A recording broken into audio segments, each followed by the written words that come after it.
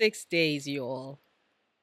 In exactly 6 days, we will be back in Thedas, going to new places, meeting new characters, playing as Rook as we try to once again save a world that is insistent on being broken, no matter how much we try to fix things as the previous protagonists. And I don't know about you, but I wouldn't have it any other way. It's what we love about these stories, after all. And whilst I'm attempting to save the world as Rook, I also intend to make time for a little bit of romance on the side. Because you know what they say, what's a little world saving without a little Rook loving? Which I think is a great way to end this series of videos where I have gone through every one of the companions, exploring their characterizations and highlighting the many ways in which they can be great romance picks for your Rook to help those who are still undecided about who to go for first, hopefully come to a decision. Unless, of course, you already know who you're romancing in the game, in which case the series serves as a way to celebrate your preferred pick.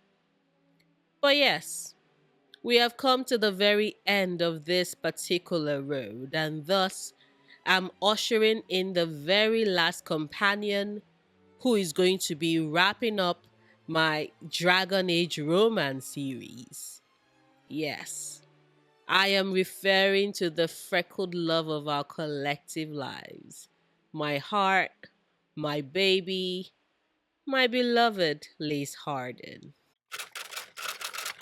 Before I jump into the video proper, hello, I'm Noria, and I love to talk about characters, themes, and stories across various media, movies, TV shows, books, anime, and video games.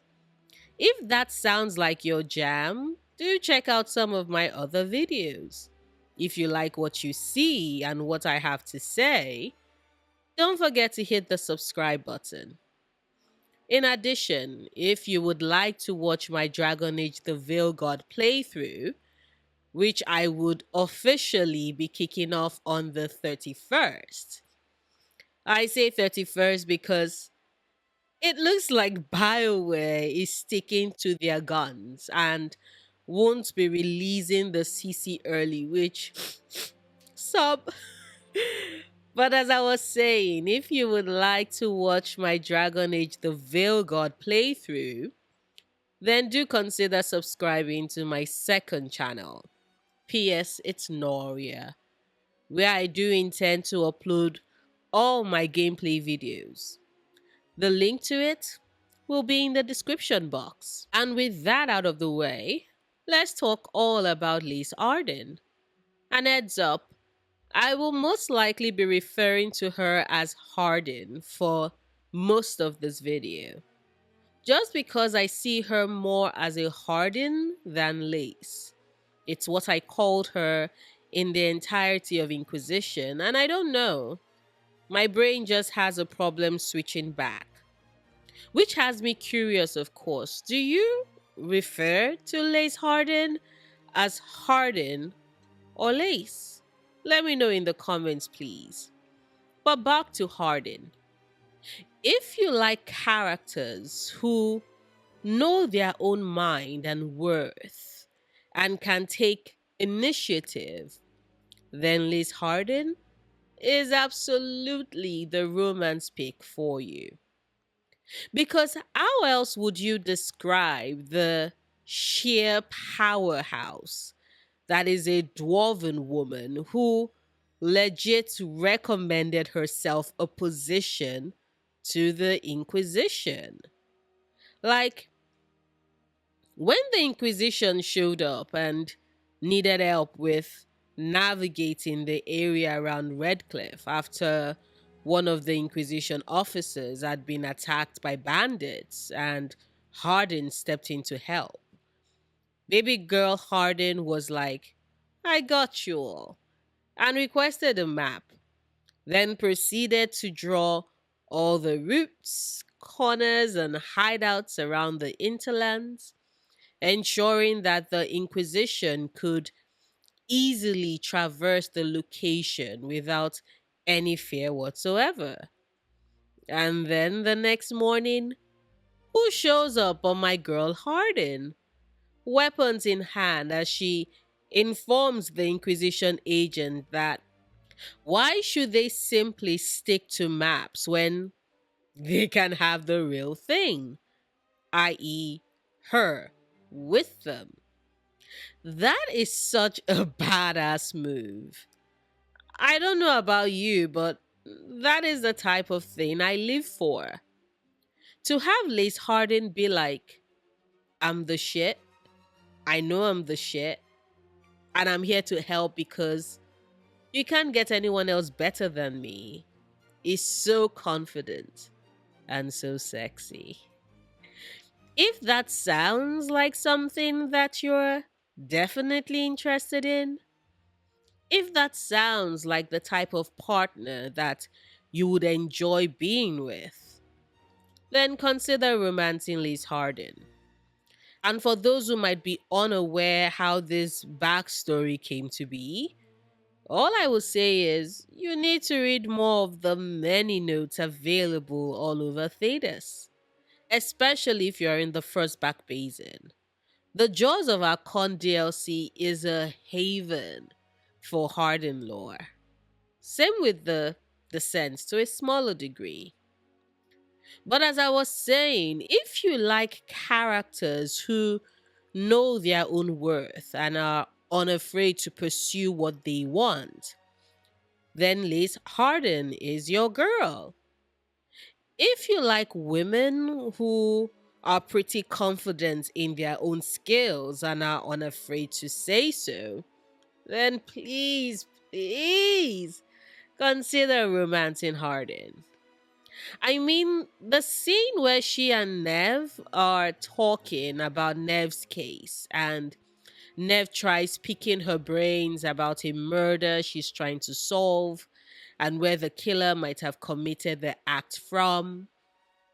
You see Hardin reply that, oh, yes, that is quite the tricky angle. However, there is a spot that provides good cover and you can get a decent shot out of. And I remember rewatching that particular clip over and over again, and it hits me that Lace Hardin knows her shit. She's pretty confident in her shit. So much so that Nev, the hardened detective, thought of her when she got a case that she realized required a good eye and someone who is an expert shot to help her solve. It says a lot about Hardin's skills and how she's reached expert status in that regard. But other than that, if you love the idea of a small town girl or a small town character, someone who's only ever known a particular area, town, or location, and yet is desperate to see the larger world and does just that, becoming the first in their family to go out into the larger world. If you love characters who approach such situations with glee and excitement and a desire to not be confined to their tiny world when the world out there is so much larger, then please consider romancing Liz Hardin. We see in the letter her mom sent her back in the first back basin that her choice to leave home and everything she's ever known is something that her mother admires and worries about at the same time. Mama Hardin admits to her baby girl that she has never gone beyond Lothering. Hardin's grandmother had never gone beyond Redcliffe. She comes from a family of simple people. Even if her father has dreams of grandeur and connections to the merchant caste back in Ozama. And so I don't think enough of the fandom really understands what it means to have a character who's from a long line of people who have always stayed in one spot, lived within the limitations of the life they have and have always known. To have a character, her girl decide that she wants more. She wants to see more. She wants to go to more. And for her to take that decision and do just that is incredible. We can read from the letters that Hardin's mother is so proud of her, of the many places and incredible sights that her daughter has seen, sights that she, as her mother, can only dream of. If you love small town women with big dreams and bigger balls to go after them, then please, please consider romancing Liz Hardin. Now, just as with some of my previous videos in this series, like Emmerich's, Belara's, Nev, etc., I have mentioned that the thing for me with the Veilguard companions and their romances is that you can see in them an opportunity to possibly heal a hurt or a pain you might have carried since you were a child. And so, with their romances, you get to extend a bit of that care and grace and love, understanding, acceptance, and help that you wish you had gotten as a child.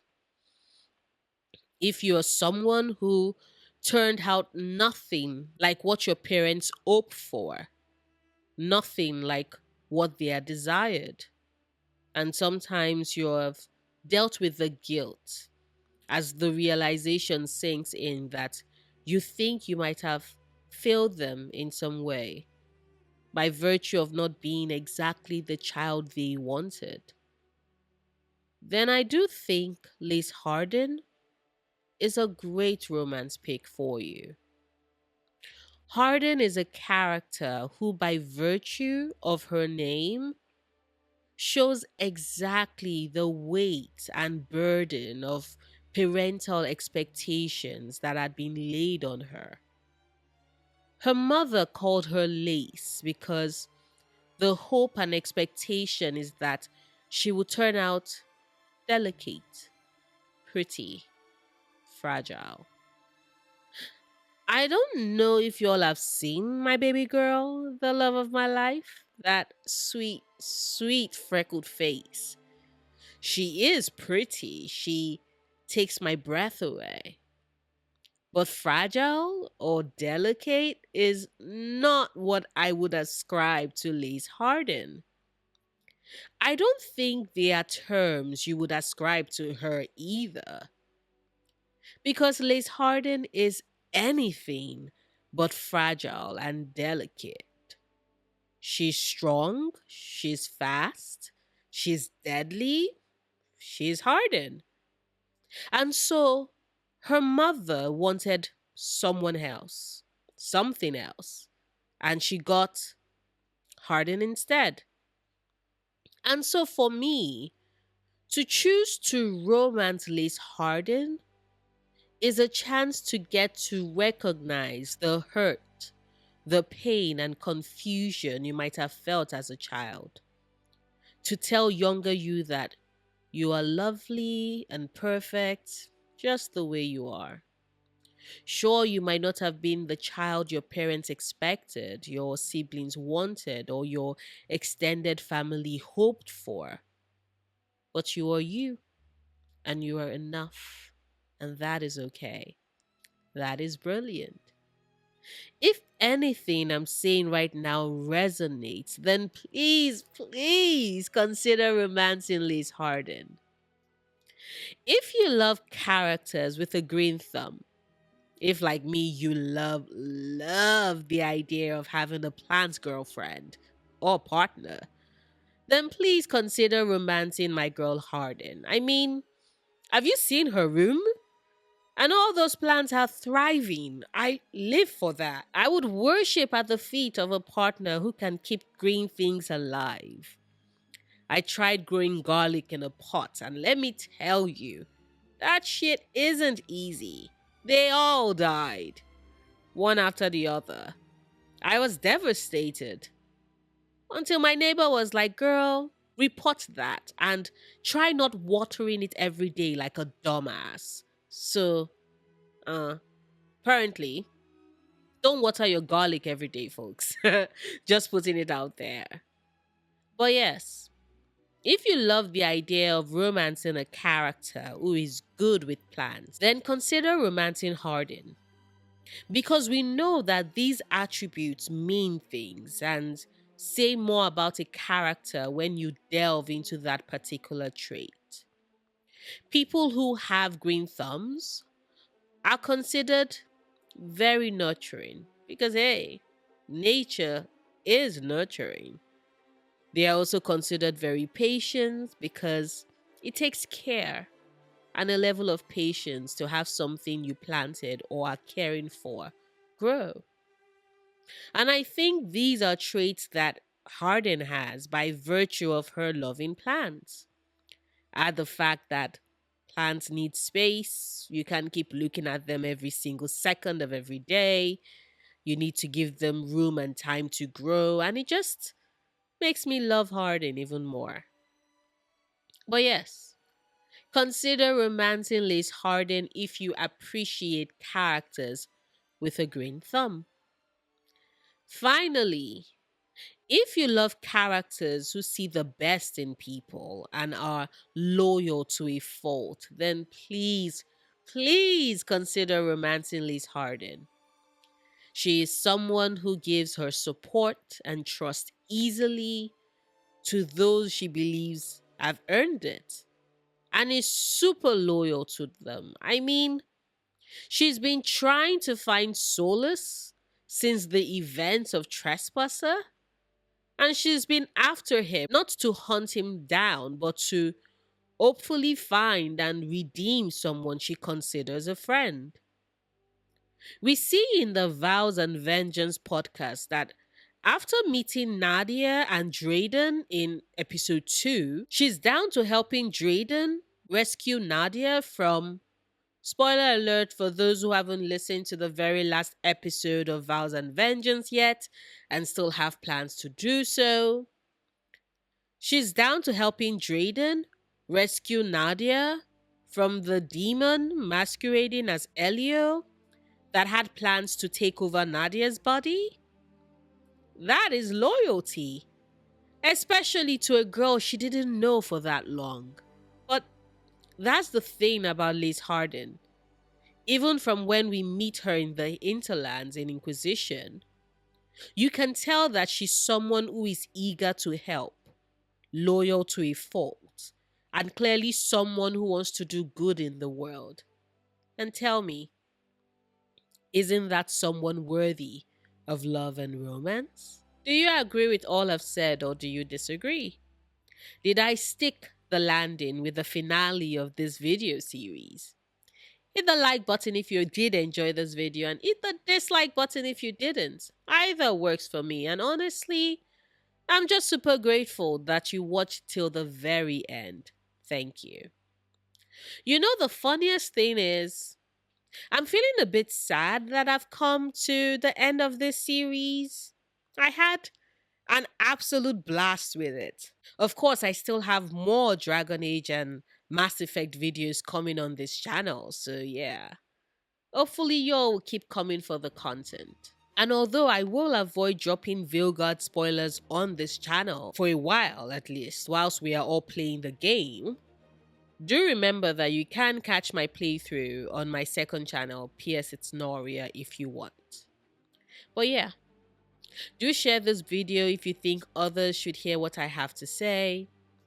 I know that the fandom is currently dealing with a wave of antis who are being super loud.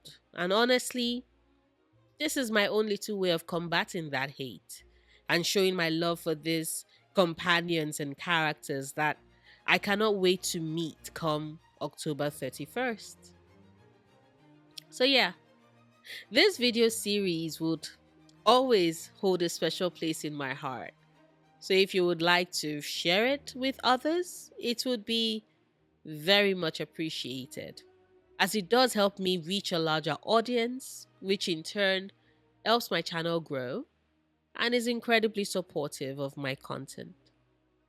Speaking of support, a huge thank you to my Patreons, who are more than instrumental in helping me keep the lights on. Thank you. If you would like to support me on Patreon and can afford it, the link to do so is in the description box. I make new videos 3 times a week: Mondays, Wednesdays, and Fridays.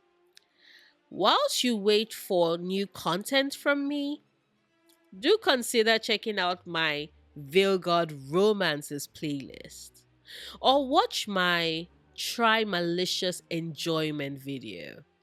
Now that we are entering the tail end of getting to play Dragon Age the Veilguard, I know there are people who might want to come out of the woodworks to spoil your enjoyment of the game. And to you, I therefore say, try some malicious enjoyment and have fun. Until next time, do remember, obsessing over the things you love, perfectly valid coping mechanism.